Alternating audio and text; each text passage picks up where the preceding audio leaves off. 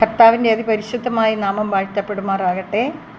പ്രിയപ്പെട്ടവരെ, ഇന്ന് നിങ്ങൾക്കായി സമർപ്പിക്കുന്നത് പുറപ്പാട് 15 അധ്യായം 2 വാക്യം. കർത്താവ് എൻ്റെ ശക്തിയും സംരക്ഷകനുമാകുന്നു. അവിടുന്ന് എനിക്ക് രക്ഷയായി ഭവിച്ചിരിക്കുന്നു. അവിടുന്നാണ് എൻ്റെ ദൈവം, ഞാൻ അവിടുത്തെ സ്തുതിക്കും. അവിടുന്നാണ് എൻ്റെ പിതാവിൻ്റെ ദൈവം, ഞാൻ അവിടുത്തെ കീർത്തിക്കും. ഹല്ലേലൂയ. കർത്താവിൻ്റെ വചനം. പിതാക്കന്മാരുടെ ദൈവം. ഇത് മോശ ചെങ്കടൽ കടത്താൻ ജനത്തെ കൊണ്ടുവരുമ്പം മോശ കർത്താവിനെ വാഴ്ത്തി സ്തുതിക്കുകയാണ്. എല്ലാവർക്കും അറിയാം, മോശ ചെങ്കടൽ കടന്നപ്പോൾ ചെങ്കടലിനെ 2 വിഭജിച്ചു കൊടുത്തതെല്ലാം നമുക്ക് അറിയാം. എന്നാൽ കഷ്ടതകളിലൂടെ വന്നപ്പോഴാണ് ഇത് സംഭവിക്കുന്നത്. കഷ്ടത അനുഭവിച്ച മോശ കർത്താവിനെ പാടി സ്തുതിക്കുകയാണ്. കഷ്ടത അനുഭവിക്കുമ്പോൾ നമ്മളൊക്കെ എന്തു ചെയ്യും? പിറുപിറുക്കും. പക്ഷെ മോശ പറയുക, കർത്താവിൻ്റെ ശക്തിയും സംരക്ഷകനുമാകുന്നു. കണ്ടോ, എത്ര ശക്തമായിട്ടാണ് ഈ വചനം. നമുക്കതിനെക്കുറിച്ചൊന്ന് ധ്യാനിക്കാം. കർത്താവിന് മോശ പറയുവാണ്, കർത്താവ് എൻ്റെ ശക്തിയും സംരക്ഷകനുമാകുന്നു. അവിടുന്ന് എനിക്ക് രക്ഷയായി ഭവിച്ചിരിക്കുന്നു. അവിടുന്നാണ് എൻ്റെ ദൈവം, ഞാൻ അവിടുത്തെ സ്തുതിക്കും. അവിടുന്നാണ് എൻ്റെ പിതാവിൻ്റെ ദൈവം, ഞാൻ അവിടുത്തെ കീർത്തിക്കും. ഹല്ലേലൂയ. അങ്ങനെ നമുക്ക് പറയണ്ടേ? നമ്മളങ്ങനെ സ്തുതിക്കണ്ടേ? നമ്മുടെ മാതാപിതാക്കളല്ലേ നമുക്ക് ദൈവത്തെ കാട്ടിത്തന്നത്.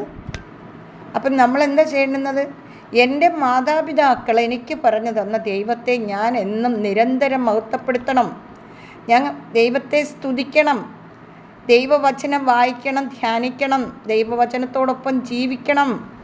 അതാ ദൈവം ആഗ്രഹിക്കുന്നത്. പ്രിയപ്പെട്ടവരെ, നമ്മളുടെ ദൈവം സ്വർഗത്തിരിക്കുന്ന ദൈവം ഭൂമിയിൽ സഞ്ചരിക്കുവാൻ പരിശുദ്ധാത്മാവിനെ അയച്ചുകൊണ്ട് ആ പരിശുദ്ധാത്മാവ് നമ്മുടെ മേൽ വന്നു കഴിഞ്ഞിട്ട് നമ്മൾ ശക്തി പ്രാപിക്കും. ആ പരിശുദ്ധാത്മാവിനെ നമ്മൾ മഹത്വപ്പെടുത്തണം. അങ്ങനെ മോശ പറഞ്ഞതുപോലെ നമുക്കും പറയാൻ ശക്തി കിട്ടട്ടെ. നമ്മളും ദൈവത്തിലായിരിക്കട്ടെ.